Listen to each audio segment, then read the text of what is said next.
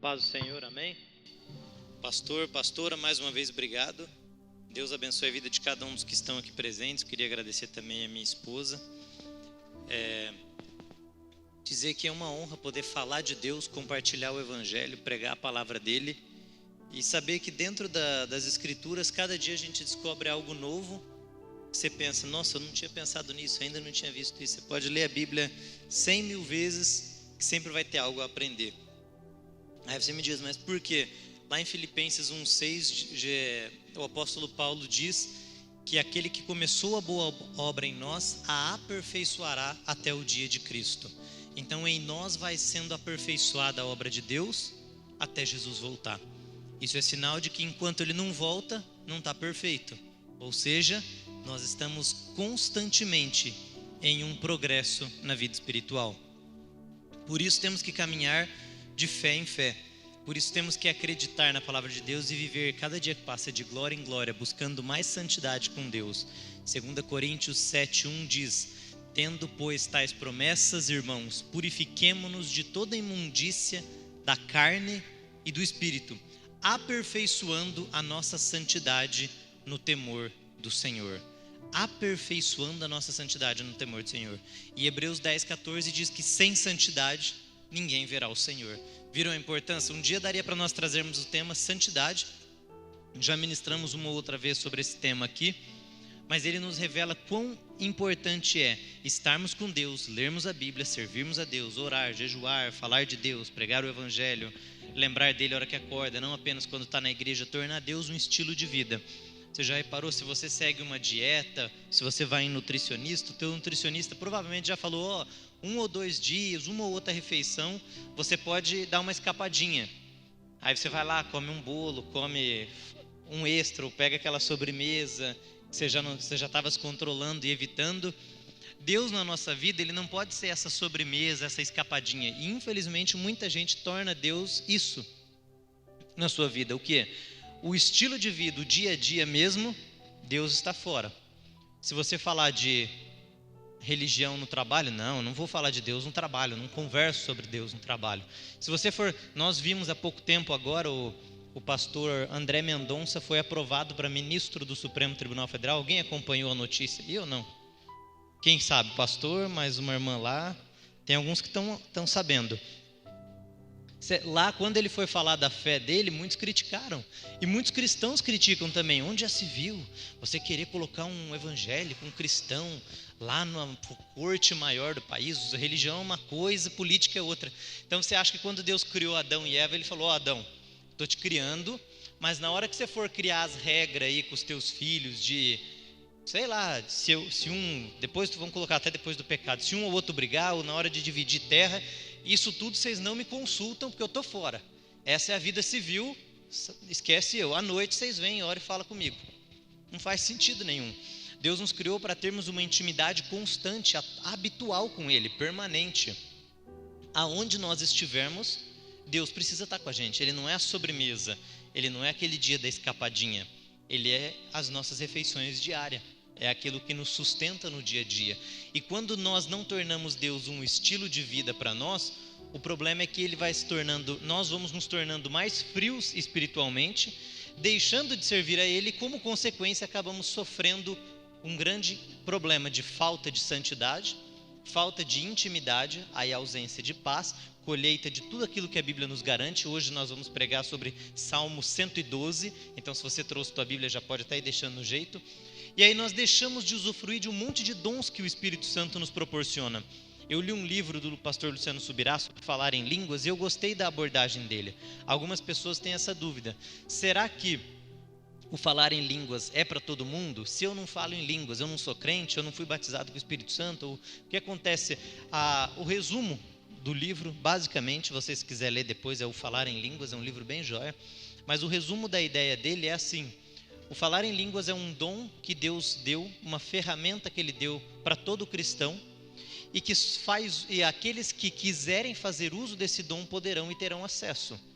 Mas se você não fizer uso desse dom, você deixa de aproveitar algo que Deus tem para você. É um bônus, é um extra, é um plus, é um item da vida espiritual que você pode usufruir, Mas se você não tiver mais intimidade, ou quiser buscar mais, ou quiser fazer parte dele, ele pode não fazer parte na tua vida e você deixar de usufruir algo que está disponível para você. É igual você vai num restaurante para comer, tem um monte de opções de comida, aí você vai falar, não quero essa melhor, ou essa daqui, ou aquela dali. Nós temos na palavra de Deus inúmeros dons e talentos, inclusive o apóstolo Paulo fala, orem para que vocês recebam dons espirituais, valorizem mais do que o dom de línguas, o de profetizar, porque o dom de línguas, ele diz que você não edifica a igreja, você edifica a si mesmo espiritualmente. Então nós podemos pedir a Deus mais dele, nós podemos inclusive pedir por dons. Agora, nós não vamos usufruir de nada disso se Deus não se tornar se Deus não for para nós um estilo de vida. É você viver Deus na escola, no trabalho, onde você estiver. Qualquer chance que você tem, fala de Deus. Você não precisa, esse ministro que foi aprovado lá no Supremo, ele não precisa obrigar as pessoas a serem cristãos. Mas ele pode impedir com que aqueles que odeiam os cristãos queiram obrigar os cristãos a não terem as suas liberdades, a não pregar, a não falar de Deus, a não poder servir a Deus, ou então a ter que excluir quando eles falam Estado é laico, às vezes eles confundem com um Estado que proíbe religião, e não é isso, você tem a tua liberdade. Por isso que nós precisamos de pessoas que fazem a diferença e buscam intimidade com Deus. E eu vou te dizer, em Provérbios 29, 1 e 2, diz que quando os justos governam, o povo celebra. Então, quando pessoas boas estão no governo, estão liderando, o povo se alegra. O que acontecia no reinado de Davi? O reinado ia bem. De Salomão, havia paz. Quando José assumiu a liderança no Egito, José se tornou príncipe no Egito, não houve fome, porque havia um justo no poder, havia um servo de Deus no poder. Não pense que Deus não quer que nós tenhamos e exerçamos a nossa cidadania de modo completo. Por isso, sempre que você tiver uma oportunidade, fale de Deus. Se você tem um chamado para ser advogado, juiz, médico, promotor, político, persiga esse teu chamado, tentando influenciar as pessoas dentro da palavra de Deus. Nada disso significa que você desrespeita, mas significa que Deus é parte da tua vida, que Ele está com você o tempo todo, que não importa onde você está, você vai falar de Deus. Se as igrejas fecharem, não pode mais, é proibido ter templo, você vai continuar servindo a Deus em casa. Se você estiver doente, não puder sair de casa, você vai continuar falando de Deus na tua casa. Se no teu trabalho alguém afrontar Deus, você com sabedoria e temperança, 1 Pedro capítulo 3, versículo 15, Colossenses 4, 5, 6, com temperança, com sabedoria, você falará aos que estão de fora, para saber como responder a cada um que pedir a razão da esperança que há em vós. Amém? Essa é uma introdução para te encorajar que Deus seja um estilo de vida constante para você, a todo tempo. Salmo 112 é um salmo bem curto, e esse é um salmo que me chama muita atenção, porque ele traz algumas promessas e alguns comportamentos, plantação e colheita, plantação e colheita. E se você perceber, eu vou citando em algumas partes do capítulo, aonde que está o que você planta e onde está o que você colhe. E a título apenas de observação, esse salmo, especialmente o versículo 9, ele foi citado pelo apóstolo Paulo em 2 Coríntios 9, 9. Então isso testifica, confirma a aplicabilidade do Salmo 112, especialmente o versículo 9, porque Paulo estava se referindo ao versículo 9, mas é claro que está parte do Salmo. Então isso confirma a aplicabilidade desse Salmo do Antigo Testamento também na era do Novo Testamento. Porque alguns cristãos só vivem de Novo Testamento, como se o Antigo nem existisse. Mas aqui vai, o apóstolo Paulo citou Salmo 112 no seu escrito em 2 Coríntios capítulo 9, versículo 9, o que nos mostra que nós podemos ainda aplicar nos dias atuais. Amém? Olha o que Davi escreve. Todos acharam? Salmo 112. Esse é um salmo que depois vale a pena você ler ele com calma, fazer até um quadro dele, meditar nesse salmo. Olha que fantástico. Louvai ao Senhor, bem-aventurado o homem que teme ao Senhor, que em seus mandamentos tem grande prazer. O livro de Salmo é repleto dessa informação. Ter grande prazer nos mandamentos do Senhor. Olha, louvai ao Senhor. Esse é o primeiro verbo, tá ali, já começa com louvai ao Senhor. Então, engrandecer o nome dele. Bem-aventurado o homem que teme ao Senhor. Então, quem louva a Deus é quem teme a Deus, porque senão você não louva a Ele.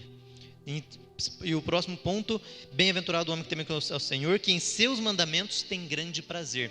Ter grande prazer nos mandamentos do Senhor é o que a gente falou na introdução.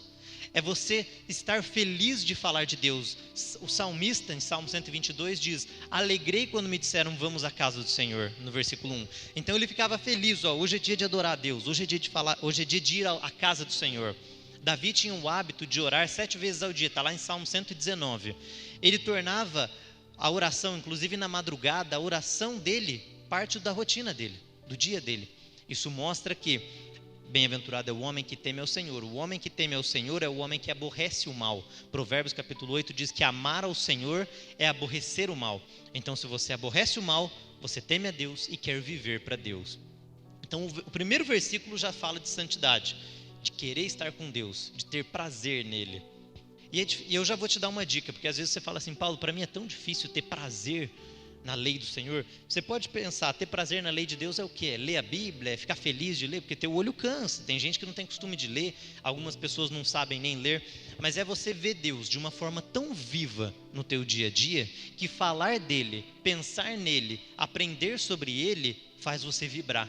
É basicamente isso, é você ter prazer na lei do Senhor, é você ter prazer em Deus, é Ele ser um estilo, é você vibrar quando Ele vem à tona, ou você ficar com raiva quando os princípios do cristianismo é afrontado, ou quando estão tentando calar os cristãos, é você ficar feliz quando você vê um cristão entrando em uma posição de poder no governo, não para impor nada em ninguém, mas para defender o Evangelho dentro dos limites, dos princípios da palavra de Deus, é você vibrar com Deus. Olha o versículo 2. Olha agora, para quem vibra em Deus, para quem celebra Deus, teme ao Senhor, que tem grande prazer na sua lei. Versículo 2, a sua descendência será poderosa na terra. Agora começa uma promessa. Então o versículo 1 é uma exigência, vem a plantação, você obedece, você decide temer, ter grande prazer e louvar. Louvar, ele começa: louvai ao Senhor, bem-aventurado o homem que teme ao Senhor, que em seus mandamentos tem grande prazer. Então você louva, teme e tem grande prazer, é a plantação. E o que você colhe? A sua descendência será poderosa na terra, a geração do justo será abençoada. Por quê? Se você tem grande prazer na lei do Senhor, você aprende os princípios dele. Um deles, não sei se você se lembra, Provérbios 22, 6. Ensina a criança no caminho que ela deve andar, e até quando ficar velha, dele não se desviará. Você tem grande prazer na lei do Senhor, você aplica isso, e todos esses princípios de colheita que a gente vai ver agora começam a cair dentro da tua vida. E começa a chover chuvas de bênçãos na tua história, na tua vida espiritual, familiar. Isso é uma garantia. Jesus mesmo disse, o apóstolo Paulo disse: no mundo a gente vai ter aflição, mas tem de bom ânimo. Jesus diz: eu venci o mundo. Então não pense que tua vida vai ser um mar de rosas, porque virão aflições. Jesus também fala em Marcos 10, 29 a 31, principalmente no 31, que muitos últimos serão os primeiros. Então isso quer dizer que muitas vezes você vai sofrer, passar por aflições, mas Paulo nos lembra em Romanos 8, 28, que todas as coisas cooperam para o bem dos que amam a Deus, porque a gente tem a esperança final na vida eterna. E como a gente já falou inúmeras vezes aqui, o fato de eu saber que posso passar aflições e eu ter a garantia da vida eterna, não quer dizer que eu não posso usufruir de uma vida abençoada na terra também. Eu posso seguir os princípios dele, porque por exemplo, o livro de Provérbios, eu ouvi isso de um grande estudioso da Bíblia e gostei da frase. Ele não são promessas absolutas, eles são princípios gerais de vida, e eles vão funcionar na tua vida. Por isso, louvar o homem que teme ao Senhor, que em seus mandamentos tem grande prazer, a sua descendência será poderosa na terra, a geração dos justos será abençoada. Então, por mais que você já tenha vindo colhendo dificuldades, tormentos, passou por muito transtorno, saiba, o teu quadro pode hoje se reverter. Não sei se você lembra com o apóstolo Paulo, quando ele foi preso no livro de Atos, aquele carcereiro desesperado porque as portas da cadeia tinham se aberto, o carcereiro pronto para se matar, porque ele falou: agora eu vou ser morto, eu já vou me matar antes que me torturem. Paulo fala: não, está todos os presos aqui dentro ainda, ninguém escapou. Paulo prega para a família do carcereiro e ele e a casa dele todos se convertem ao Senhor. E é isso que Deus quer para nós, que você e a tua casa todos venham ao Senhor. E isso vai acontecer, nós temos que crer nessa promessa de Deus, fazer como Paulo fez, pregar, viver Deus, e a gente começa a colher. Olha o versículo 3, já vem mais uma colheita: prosperidade e riquezas há na sua casa. Agora essa segunda parte que é fascinante: e sua retidão permanece para sempre, e sua retidão permanece para sempre. Em Jó, a gente tem um exemplo. Jó diz que ele nunca amou as riquezas e nunca pôs o coração no dinheiro. No Jó, lá no capítulo 39. Ele fala, olha, por mais que eu tenha ganhado dinheiro, Senhor, ele falando para Deus, meu coração nunca esteve no ouro e na prata, mas sempre esteve no Senhor. Em Salmo 62:10 diz, se as vossas riquezas aumentam, não coloque nelas o vosso coração. E claro, no Novo Testamento, como a gente conhece bem Timóteo 6,19, lá o apóstolo Paulo diz, porque o amor ao dinheiro é a raiz de todos os males. E Salomão também diz isso em Eclesiastes capítulo 5, nos versículos 17 e 19. O que é o ponto aqui? Haveria uma contradição na Bíblia quando Salomão, que é o homem mais rico, fala que o dinheiro pode ser um problemão na tua vida. Não precisa você abrir, mas eu vou abrir rapidamente nesse texto de Eclesiastes 5. Olha o que diz Eclesiastes 5:19, 5:18. Então percebi uma boa e bela coisa, alguém comer e beber e gozar cada um do bem de todo o seu trabalho, com que se afadigou debaixo do sol todos os dias da sua vida que Deus lhe deu, esta é a sua porção. Olha o versículo 19, Eclesiastes 5:19. Quanto ao homem a quem Deus deu riquezas e bens, veja, Deus dá riquezas e bens, e lhes deu poder para delas comer e tomar a sua porção e gozar do seu trabalho, isto é dom de Deus. Não se lembrará muitos dos dias da sua vida, porque Deus lhe enche de alegria o seu coração. Então no versículo 19 e 20, Salomão disse que Deus dá riquezas ao homem. E olha o que ele diz no versículo 10 de Eclesiastes 5. O que ama o dinheiro nunca se fartará dele. Quem ama a abundância nunca se fartará da renda. Isso também é vaidade. Então depois, se você quiser conferir o texto, Eclesiastes 5, versículos 10, 17, 18 e 19. Diz a mesma coisa que o apóstolo Paulo repete em Coríntios, que o amor ao dinheiro é a raiz de todos os males. Jó diz, nunca pus meu coração no dinheiro. Salmo 62:10 diz, não ames o dinheiro quando ele aumentar. E aqui nesse Salmo 112 que a gente está lendo, diz que se você louvar ao Senhor, temer ao Senhor e ter grande prazer na sua lei, você vai ter uma descendência poderosa na terra, uma geração abençoada, e no versículo 3, prosperidade e riqueza haverá na sua casa. Que tipo de riqueza? Com certeza é aquela que Salomão citou, que Deus dá ao homem que planta. Dai e ser-vos-á dado. Boa medida, sacudida, recalcada e transbordante vos darão de volta. Lucas 6,38. Então aqui é uma recompensa em riquezas. E a sequência, eu disse que é importante a parte B do versículo 3, que diz, a sua retidão permanece para sempre. Então mesmo prosperando financeiramente, ele permanece firme com Deus e não se deixa levar ao amor ao dinheiro. É uma pessoa justa, que teme a Deus, tem prazer no Senhor, louva a Deus, tem os filhos abençoados e agora a riqueza e prosperidade tem na tua casa, no versículo 3. E mesmo assim, ele permanece sendo reto e justo, porque a retidão permanece nele. É isso que é importante.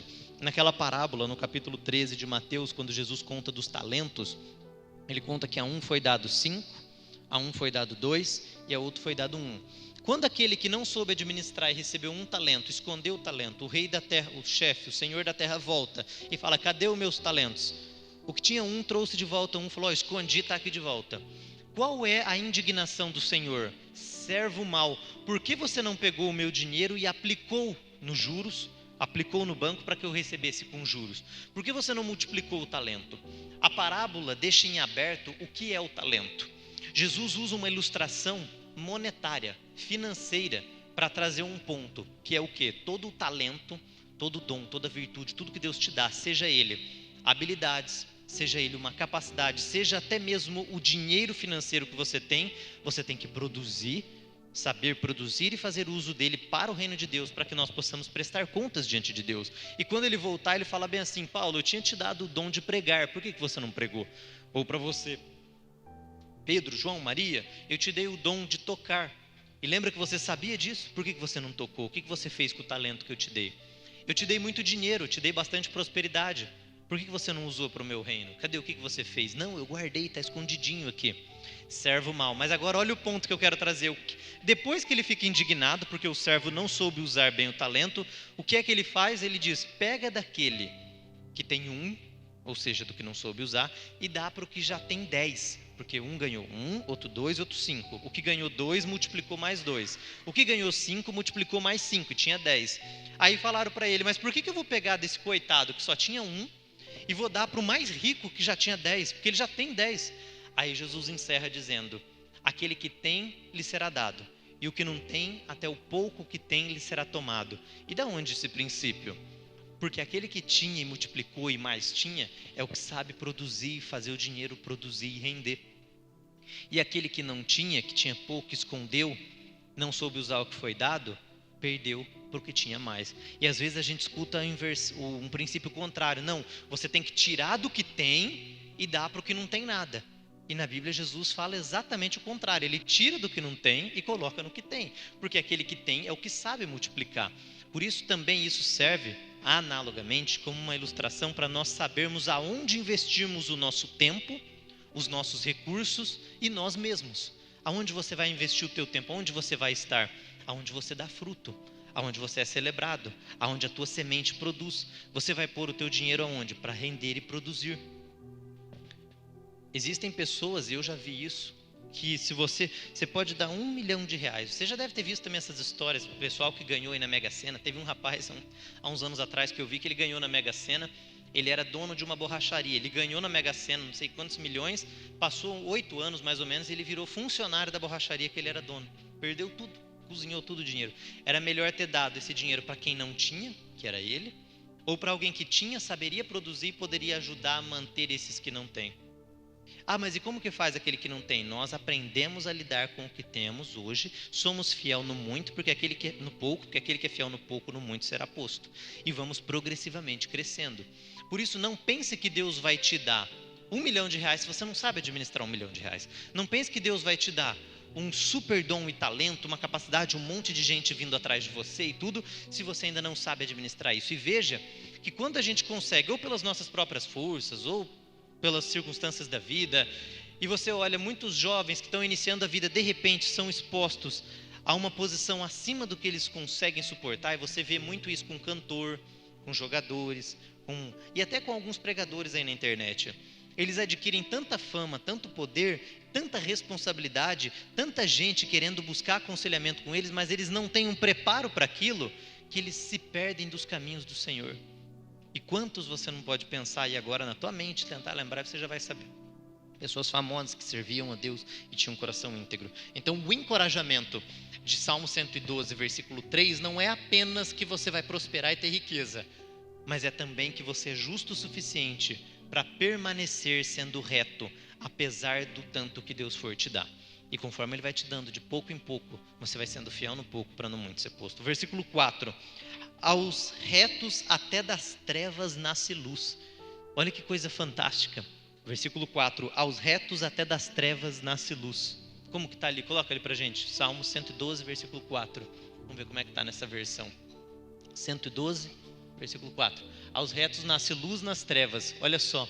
Até onde você não encontra mais esperança. Parece o fim do túnel, que é um exemplo bíblico. José na prisão. Ele estava nas trevas. Ele tinha acabado de ser vendido pelos irmãos. Ele tinha ido virar escravo de Potifar. Achou que a coisa estava indo bem, numa terra estranha, uma língua estranha, longe do pai, longe da família. Aí ele foi preso injustamente porque foi acusado de ter tido relações com a esposa do chefe dele. Ele estava nas trevas, mas até nas trevas nasceu luz. E ele não só saiu da prisão, interpretou o sonho do copeiro e do padeiro, como ele se tornou príncipe no Egito. E o mesmo para você. Não importa a prisão que você está vivendo, a dificuldade, a dor, a enfermidade, a tragédia, aos retos e aos justos, aqueles que louvam, que temem ao Senhor, que nos seus mandamentos têm grande prazer, que a justiça permanece neles, ainda que com poder e dinheiro, a estes nasce luz nas trevas. Aí ele é compassivo, misericordioso e justo. Compassivo, misericordioso e justo. Muitas vezes a gente pede a misericórdia de Deus, mas a gente não tem misericórdia para com o próximo. Lembra da parábola do homem que devia ao seu senhor tantos denários que ele não podia, tantos talentos que ele não conseguia pagar? E aí o rei olha para ele, não, por favor, me dê mais um tempo, eu vou pagar. Ele podia levar toda a família dele como escravo. E o rei falou, não, está perdoada a tua dívida. Ele sai dali, chega para o companheiro dele e olha para ele e fala, agora você me paga. E o companheiro dele devia algo de um dia de trabalho, uma semana de trabalho. E ele indignado, não, me paga, me paga. Os outros companheiros vendo isso, conta para aquele chefe dele, para o senhor que havia perdoado a dívida. Ele fala, olha, eu fui misericordioso com você. Eu te perdoei uma dívida que você não tinha como pagar. Você ia passar o resto da vida preso, escravo, e a tua família também. E eu te perdoei, e você não soube perdoar uma dívida pequena de um companheiro seu? Pois agora você vai ser lançado com os atormentadores, você vai ficar preso até pagar o último cêntimo. E quanto que era? Quando que ele poderia pagar? Nunca, porque a dívida era impagável. O que é isso? Se você não for misericordioso, se você não perdoar os pecados do teu próximo, Jesus diz isso quando ele encerra a oração do Pai Nosso, lá em Mateus 6. Ele também não perdoará os nossos pecados. E assim, nós temos a condenação nos aguardando. Então nós precisamos ser compassivos, ter paciência, misericórdia, amor, bondade com o próximo, misericordiosos e justo. Veja, misericordiosos, mas ao mesmo tempo justo. O mesmo Deus que é misericordioso, que mandou Jesus na cruz para morrer e te perdoar, um Jesus santo, puro, perfeito, saiu do céu, sendo Deus, não teve como usurpação fazer-se como Deus, mas veio à terra. Esse mesmo Deus tão bondoso e misericordioso é o mesmo Deus que vai colocar as pessoas no inferno. O mesmo Deus que ama Jesus, a prostituta, o homossexual, que ama o adúltero, que ama qualquer pecador, é o mesmo Deus que diz que os que praticam tais obras não herdarão o reino dos céus. Então ele é bondoso, mas ele também é justo. Nós temos que ser bondosos, mas temos que ser justos. Se você for apenas bondoso e esquecer da justiça, você não é mais justo e nem a tua misericórdia surte mais efeito. Você perde até os teus filhos. Há poucos dias atrás, uma mãe olhou e falou, um dos maiores erros que eu cometi com os meus filhos, ela teve 2 filhos, foi fazer tudo o que eles queriam e dar tudo o que eles queriam de forma fácil. Ela confundiu bondade e misericórdia com estupidez, com fazer a vontade dos filhos. Você pode ser misericordioso, você perdoa, você dá uma segunda chance, você dá uma terceira chance, mas você também é justo. Você celebra a diferença. Não se deve tratar todos iguais, porque se você trata todos iguais, você não recompensa a diferença dos diferentes. E honrar é celebrar a diferença. Aquele que aumentou os talentos, ganhou mais talento. O que escondeu o talento, perdeu o talento. Eles não foram tratados de forma iguais. Porque o Senhor recompensou e deu a cada um segundo a sua capacidade. Por isso nós temos que ser compassivos, misericordiosos e justos. Com isso nós permanecemos na garantia de que até mesmo nas trevas vai nascer luz. Não importa a dor, vai nascer luz. Versículo 5. Bem irá ao homem, vamos ver aqui, ditoso é o homem que se compadece e empresta, que conduz os seus negócios com justiça. Bem irá, você vai bem. O homem que se compadece, que de novo tem misericórdia, e empresta, ajuda, auxilia o próximo, com os recursos, com os talentos, com os dons que Deus te deu, que conduz os seus negócios com justiça. Versículo 6. Então veja, bem irá, ali está ditoso, algumas traduções vai estar como bem irá.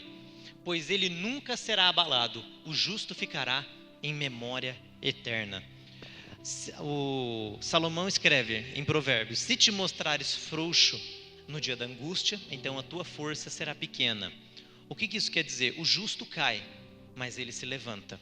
O justo tem aflição, mas tem de bom ânimo, Jesus venceu o mundo. Você vai ter momentos de dor, talvez seja uma enfermidade, às vezes você perdeu alguém que você ama, talvez você esteja em um momento de crise financeira, mas se você seguir os princípios bíblicos, uma coisa você vai ter de garantia, a paz interna, que só Cristo pode te prover. Seguindo mais esses princípios, bem irá ao homem que se compadece e empresta. A memória do justo, pois ele nunca será abalado, o justo ficará em memória eterna. Versículo 7, olha agora. Ele não teme más notícias. Sabe aquela hora que toca o celular, você, dá um desespero? Quanto mais intimidade você tiver com Deus, quanto mais próximo dele, menos medo você começa a ter do teu dia a dia, do que pode te acontecer. Claro, Isso não quer dizer que some todo o teu medo por um simples motivo. No mundo, nós estamos como semente do pecado. Mas o princípio geral é, apesar das tuas dificuldades, da tua fraqueza, agora a tua confiança está em Deus e você não tem mais medo de más notícias. Ainda que chegue uma notícia difícil, você fala, eu confio em Deus. Eu sei que Deus tem o melhor para mim. Eu tenho a vida eterna. Eu acredito nos princípios bíblicos. E por mais que eu venha passar uma vida difícil, a minha vida eterna está garantida. E lembra do que a gente sempre falou, Deus não quer que você sofra aqui na terra. Você pode sofrer como consequência do pecado. Mas o que diz em Marcos 10, 29 a 31?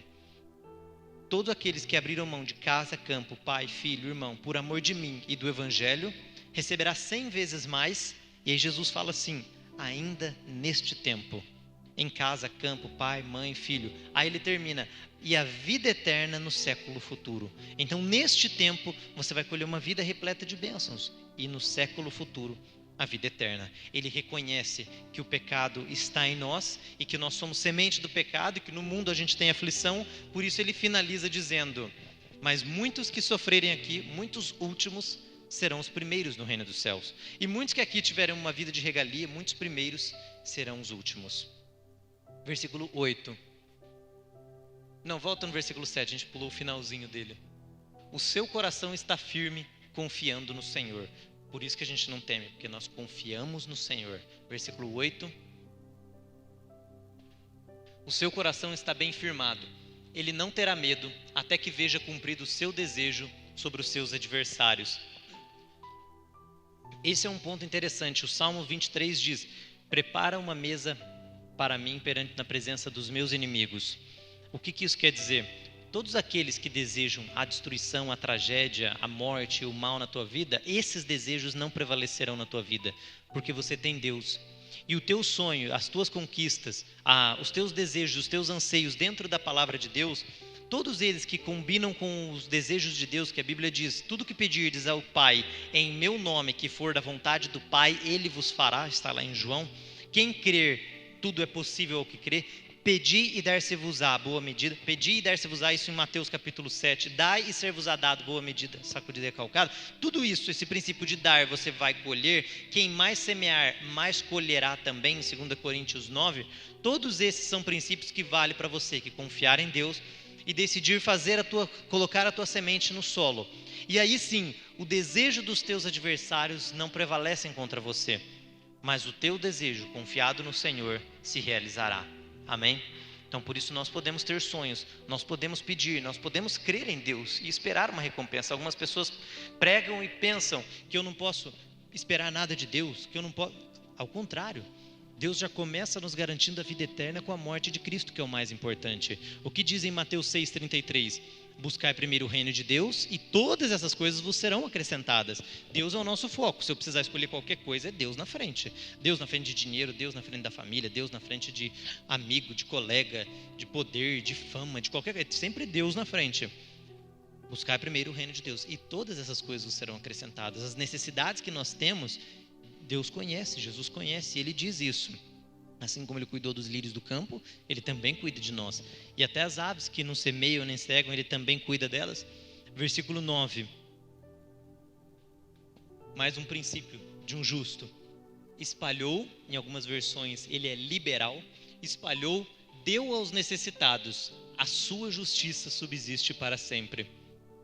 É você ser liberal, você semear, você dar, você não ser ganancioso. O seu poder será exaltado em honra. E o versículo 10 para encerrar. O ímpio verá isto e se enraivecerá, rangerá os dentes e se consumirá. Como, por exemplo, a gente vê nos noticiários, eles enfurecidos. Dá para ver os jornalistas enraivecidos e rangendo os dentes quando eles olham que o pastor André Mendonça foi nomeado a ministro do Supremo Tribunal Federal. Você vê o ódio neles. Você lê os textos, você vê o preconceito, a raiva, o ranger dos dentes. O desejo dos ímpios perecerá. Amém?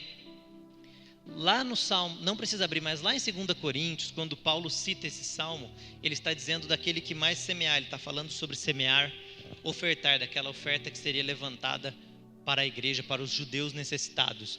Quando Paulo faz isso, ele encoraja-os dizendo, olha, assim como está garantido em Salmo 112, uma vida abençoada, aqueles que forem misericordiosos, que regarem, também serão regados. Isso está lá em Provérbios 11, 24 a 26. A alma generosa engordará, e aquele que regar também será regado. Se você confiar na palavra de Deus e seguir esses princípios, todo esse Salmo 112 é uma promessa na tua vida. E Deus pode garantir isso aqui para você, basta nós servirmos a Ele, sermos justos, tornarmos Ele um estilo de vida, confiarmos nele. Paulo, mas e se tudo isso que está aí, por alguma intempérie da vida não acontecer na minha vida? Lembra que a gente falou de Ananias, Azarias e Misael, quando eles iam ser jogados na fornalha de fogo ardente, a quem o rei deu o nome de Sadraque, Mesaque e Abednego? Lembra o que eles responderam para o rei Nabucodonosor? Em Daniel 6, o rei fala, eu vou repetir, é verdade que vocês não vão se prostrar diante da minha imagem? Qual foi a resposta que eles deram? Nós não precisamos de te responder sobre este negócio, ó rei, porque o nosso Deus, a quem nós servimos, irá nos livrar da fornalha. E como que eles terminam dizendo? E ainda que ele não nos livre, nós não vamos adorar a tua imagem. O que eu te diria? Salmo 112 é uma promessa na tua vida. E ainda que as coisas virem de ponta cabeça, e você não consiga colher nessa vida todos aqueles sonhos e desejos, nós não vamos adorar a imagem, nós permaneceremos com Deus, porque temos a vida eterna e os galardões nos aguardando no céu. Isso significa que Deus não iria livrá-los da fornalha? Isso significa que Deus não vai te abençoar aqui na terra? Não, ao contrário, Deus os livrou da fornalha. No futuro, depois eles morreram de velhice por conta do pecado. Mas uma promessa que Deus tem para você hoje, que seria o equivalente a você não ser queimado na fornalha, é o cumprimento de Salmo 112 na tua vida. Grave esses princípios. A única coisa que nós precisamos é buscar intimidade com Deus, temendo a Ele, louvando a Ele, tendo grande prazer na sua lei, sendo justos e retos, compassivos e misericordiosos, regarmos, ajudarmos o necessitado. E com isso nós começamos a colher. Amar os mandamentos de Deus é seguir os mandamentos dele, é ouvir a palavra de Deus, é entendê-la e pregar. Coloca pra gente 1 Pedro 3,15 na tela. Não precisa nem abrir sua Bíblia, olha o que diz esse texto a respeito da nossa função em evangelizar. 1 Pedro capítulo 3, versículo 15. 1 Pedro 3,15.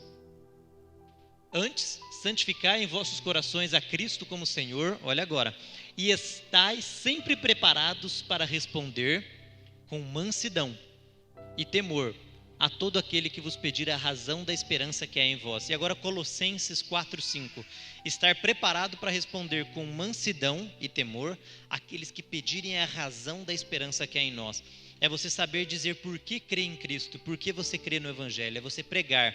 O apóstolo Paulo fala em Romanos 8, não me envergonharei do Evangelho, porque ele é o poder para a salvação, tanto de judeus como de gregos. Então eu vou falar de Cristo, eu vou saber responder com mansidão e temperança. Andai em sabedoria para com os que estão de fora, para os que não são cristãos, usando bem cada oportunidade, versículo 6. A vossa palavra seja sempre com graça, temperada com sal, para saberdes como deveis responder a cada um. Mais uma vez, duas vezes, 1 Pedro 3,15 e Colossenses 4, 5, 6. É nós estarmos prontos para falar do Evangelho, para viver Deus, pregar e dizer por que cremos no que cremos, por que confiamos em Deus. Mas por que será que seria tudo isso verdade? Eu vou aprender a responder a cada um com temperança. Aí você me fala, isso quer dizer que eu vou ser um expert? Não, isso quer dizer que você vai amar a Deus a um ponto de querer ter intimidade com Ele. Aí se fosse para nós colocarmos de maneira prática, como que nós podemos ter intimidade com Ele?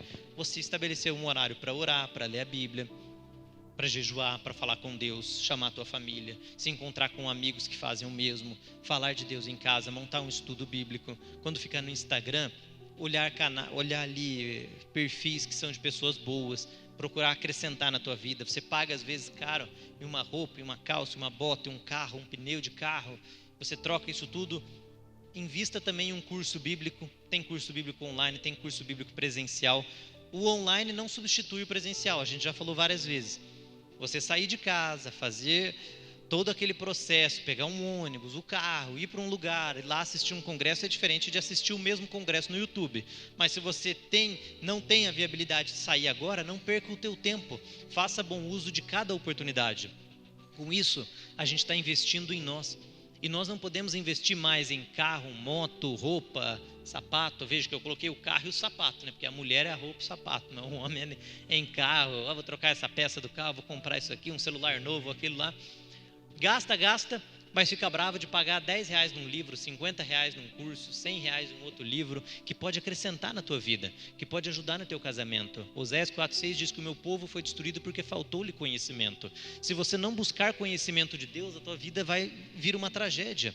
Lá em Provérbios capítulo 2, versículo 2, 3 e 4, é dito que nós temos que primeiro estar com os ouvidos atentos, abrir o coração e ir atrás de sabedoria, assim como você vai atrás de ouro e prata. E como que você vai atrás de ouro e prata, que é o dinheiro? Trabalhando 44 horas por semana, de manhã e à tarde, o dia inteiro, a semana toda, o ano inteiro, com um mês de férias, para poder produzir recursos para a tua casa. Salomão diz, procure a sabedoria assim como você faz com o ouro e com a prata.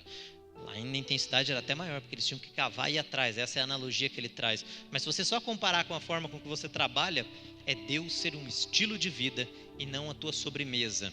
Não apenas aquela comidinha do dia do escape, mas ele ser a refeição diária, da manhã, da tarde e da noite. Em casa, dentro da igreja, se tiver pastor, se não tiver o pastor junto, se tiver com o teu pai em casa, se teu pai não estiver em casa, se teu pai e tua mãe se desviar, você vai permanecer nos caminhos do Senhor. Se vier alguém falar que você está acreditando em uma loucura, você não vai temer e se envergonhar do Evangelho. Jesus diz que aqueles que se envergonharem dele, ele diz 2 vezes isso, somente no livro de Mateus tem 2 referências, ele também nos negará no reino dos céus. E é isso que a gente não quer, amém? Vamos nos colocar de pé. Então que sirva Salmo 112, depois você lê ele em casa de novo, simples requisitos para você colher uma vida abençoada. Quais são alguns? Você se lembra? Uma geração poderosa, filhos poderosos na terra, você não temerá o mal, não temerá más notícias, você confia no Senhor, o Senhor te enriquecerá, fazenda e riquezas haverá em sua casa, e a sua justiça permanece para sempre. Você se torna próspero, você tem uma descendência abençoada, tua família se torna melhor, as pessoas ao teu redor começam a ser influenciadas por você, e não mais você começa a ir atrás de ajuda. Claro que também, porque a gente sempre precisa, mas além disso, você também se torna uma fonte influenciadora e abençoadora para aqueles que estão do teu lado. Você contagia o teu meio. Aonde você está, pelo menos um pouco as pessoas vão ter que ouvir do Evangelho. É dentro do elevador, é em casa, é no trabalho, é na escola, é na faculdade. As pessoas vão falar, aquele ali serve a Deus, e eu não me envergonharei do Evangelho de Cristo, porque é o poder de Deus para a salvação daqueles que creem em Cristo. Primeiro do judeu e também do grego, amém? Senhor, estamos aqui na Tua presença nessa noite, eu quero pedir ao Senhor que faça brotar em nós um desejo cada vez maior de termos mais santidade com o Senhor, de aprendermos os Teus princípios, para que possamos colher todas as promessas que foram trazidas e que nós lemos em Salmo 112. Que fazenda e riquezas possa haver em nossa casa, que a nossa geração seja poderosa na terra, que possamos ser compassivos, que possamos ter a estabilidade na nossa vida espiritual, na nossa vida emocional, que não venhamos a temer o mal, porque a nossa confiança está no Senhor, que o desejo dos ímpios não prevaleça, mas que os nossos sonhos, os nossos alvos dentro da Tua vontade se concretizem, que o Senhor nos ajude a aprendermos e a reconhecermos a Tua voz, como a ovelha reconhece a voz do seu pastor, e conhecermos a Tua vontade, e estarmos cada dia que passa, andando de fé em fé, mais próximos do Senhor, purificando-nos de toda a imundícia da carne e do espírito, mas aperfeiçoando a nossa santidade nos temor do Senhor, para a honra e glória do Teu nome. Amém.